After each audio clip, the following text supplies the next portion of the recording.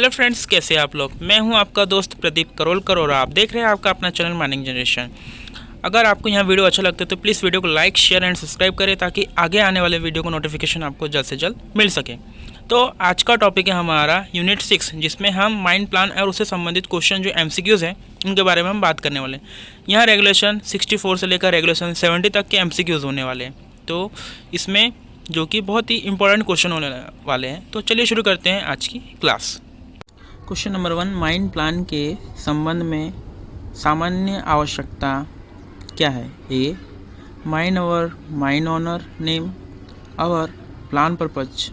O, B, true north or magnetic meridian. Or, C, 2000:1 or 1000:1 scale पैमाने पर बना हो। या डी, माइंड के संबंध में सभी कानूनी प्रतिबंधों का रेफरेंस के साथ अंकित हो। एंड ई है ऑल ऑफ द अबाव। तो आंसर है ई, यानी कि माइंड प्लान के संबंध में ये सभी आवश्यकताएं पूरी करता है। Question number 2, generally mind plan किस पैमाने पर बनाया होता है या बनाया जाता है जब तक कि उपबंधित न किया गया हो। A, 2000:1, B, 1000:1, C, 2500:1 and D है ए एंड बी। तो आंसर है डी, यानी कि A and B. Question number 3, mine plan किस चीज़ का बना होता है। A, durable paper, B, tracing cloth, C है पॉलिस्टर फिल्म एंड डी है ऑल ऑफ देम अबाव। तो आंसर है डी, यानी कि इन सभी चीज़ों का बना होता है, लेकिन जो नॉर्मल पेपर होता है उसका माइंड प्लान नहीं बनाया जाता है। क्वेश्चन नंबर 4, बाय रेगुलेशन अपेक्षित प्लान और सेक्शन कितने महीने पीछे तक करेक्ट किए रहे होंगे। A, 3 month, B, 4 month, C, 1 month and D है 6 मंथ्स। आंसर है ए, यानी कि 3 महीने पहले तक हम लोग को जो माइंड प्लान है उसको करेक्ट करके रखना होगा 3 महीने पीछे तक। क्वेश्चन नंबर 5, एटलीस्ट कितना लंबा और उपयुक्त प्रकार से विभाजित किया हुआ स्केल पैमाने पर बना होगा मैप। ए, एटलीस्ट 25 सेंटीमीटर, बी है एटलीस्ट 26 सेंटीमीटर एंड सी है एटलीस्ट 30 सेंटीमीटर एंड डी है ए एंड सी। तो आंसर है ए, यानी कि 25 सेंटीमीटर से लगभग उपयुक्त प्रकार से विभाजित किया हुआ पैमाने पर बना होगा। क्वेश्चन नंबर 6, सरफेस के सभी रेफरेंस स्टेशन एंड अंडरग्राउंड सर्वे के रेफरेंस पॉइंट्स को सर्वे और प्लॉटिंग की लिमिट्स ऑफ एरर किस के सापेक्ष सही स्थिति में होती है।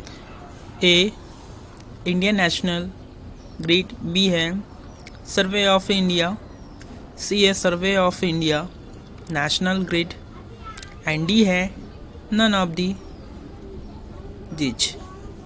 तो आंसर है सी, यानी कि survey of India national grid के अनुसार जो रेफरेंस पॉइंट से सर्वे और प्लॉटिंग के जो लिमिट्स ऑफ एरर है वो survey of India national grid के सापेक्ष की स्थिति में होना चाहिए। क्वेश्चन नंबर 7, नक्शे व सेक्शन रेगुलेशन के प्रावधानों से भिन्न तरीके से रखने की अनुमति कौन देगा। A, regional inspector of mines, B, chief inspector of mines, C, manager and D है सर्वेयर। तो आंसर है बी, यानी कि chief inspector of mines. Question number 8, regulation के अनुसार रखे गए नक्शे व सेक्शन माइंड के ऑफिस में अवेलेबल रहेंगे जो कि इसकी लिखित अनुमति के बिना नहीं हटाया जाएगा। A, chief inspector of mines, B, regional inspector of mines, C है मैनेजर एंड डी है ऑनर। तो आंसर है बी, यानी रीजनल इंस्पेक्टर ऑफ माइंस, यानी कि माइंस में जो भी नक्शे होंगे, सेक्शन होंगे या माइंस के जो ऑफिस में जो निरीक्षण के लिए जो रखे जाएंगे प्लान, वो रीजनल इंस्पेक्टर के लिखित अनुमति के बिना नहीं हटाए जाएंगे। क्वेश्चन नंबर 9, लीज पर ली हुई जमीन किस प्लान में बनाई जाएगी। A, key plan, B, surface plan, C, ventilation plan and D है जियोलॉजिकल प्लान।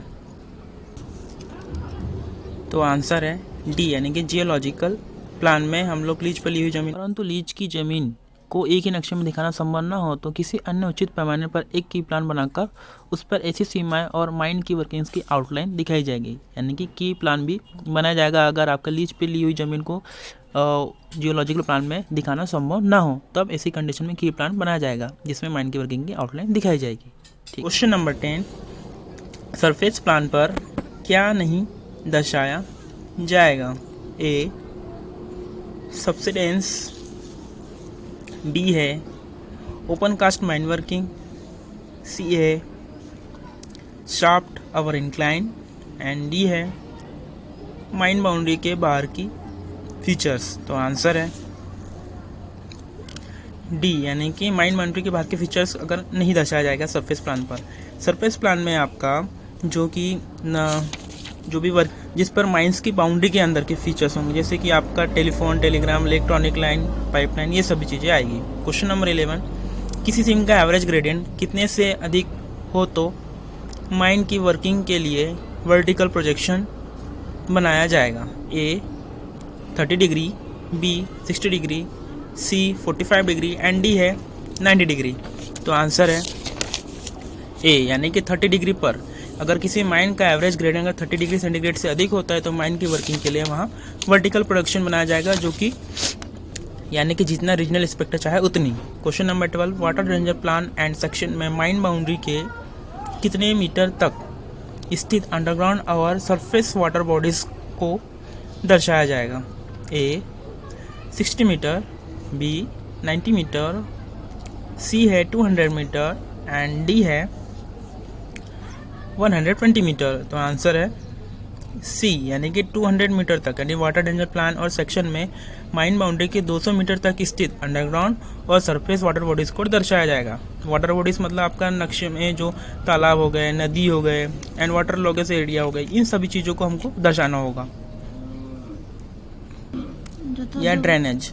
क्वेश्चन नंबर 13, यदि दो सिम का आपस में अंतर 9 मीटर से कम है तो कौन सा प्लान बनाया जाएगा? A vertical plan, B combined plan, C key plan and D है वाटर रेंजर प्लान।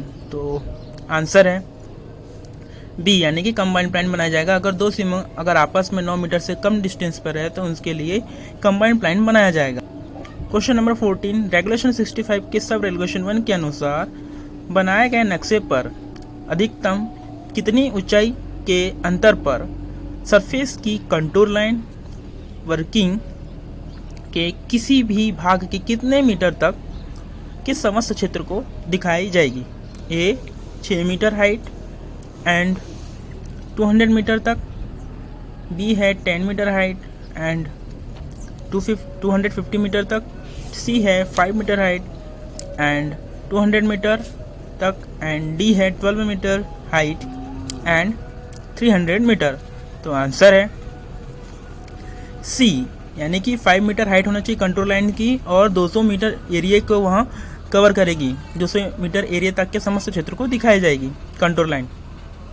इससे आप रेगुलेशन 65 के सब रेगुलेशन 3 में देख सकते हैं। क्वेश्चन नंबर 15, माइन का वर्क यदि 60 दिनों और उससे अधिक दिनों के लिए पोस्टपोन होता है यानी कि बंद होता है तो माइन प्लान कितने दिनों के अंदर जमा किया जाएगा?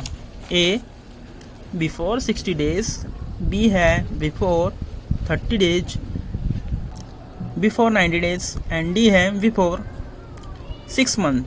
तो आंसर है सी यानी कि हमें 90 दिन पहले इसको माइन प्लान को जमा किया जाएगा अगर माइन 60 दिन और उससे अधिक दिनों के लिए काम को अगर हम बंद करते हैं, या एनुअल रिपोर्ट भी जो है इसी आधार पर भेजी जाती है। क्वेश्चन नंबर 16, यदि माइन का वर्क अबंडन और क्लोज हो तो माइन प्लान कितने दिनों के अंदर जमा किया जाएगा?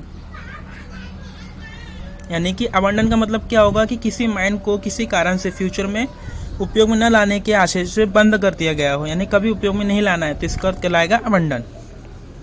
ए before 90 days, B before 30 days, and C है बिफोर 6 मंथ एंड डी है बिफोर 15 डेज। तो आंसर है बी, यानी कि 30 दिन पहले हमको अगर प्लान जमा करना होगा, अगर हमारी माइंड बंद हो चुकी है या काम बंद किया गया है जिसे फ्यूचर में कभी उपयोग में नहीं लाना है, तो ऐसी कंडीशन में हमको 30 दिन पहले हमको माइंड प्लान को जमा करना होगा। यह एनुअल रिपोर्ट भी इसी के आधार पर, अगर माइंड 60 दिनों से अधिक समय के लिए बंद होती है तो एनुअल रिपोर्ट भी हमें 90 दिनों के अंदर भेजना है, और अगर हमारी माइंड्स अबेंडन होती है या क्लोज होती है तो हमें एनुअल रिपोर्ट भी 30 दिन पहले भेजना होगा। ठीक है, तो ये सब चीज़ें आपको याद रखना पड़ेगा। Thanks for watching, please like, share and subscribe.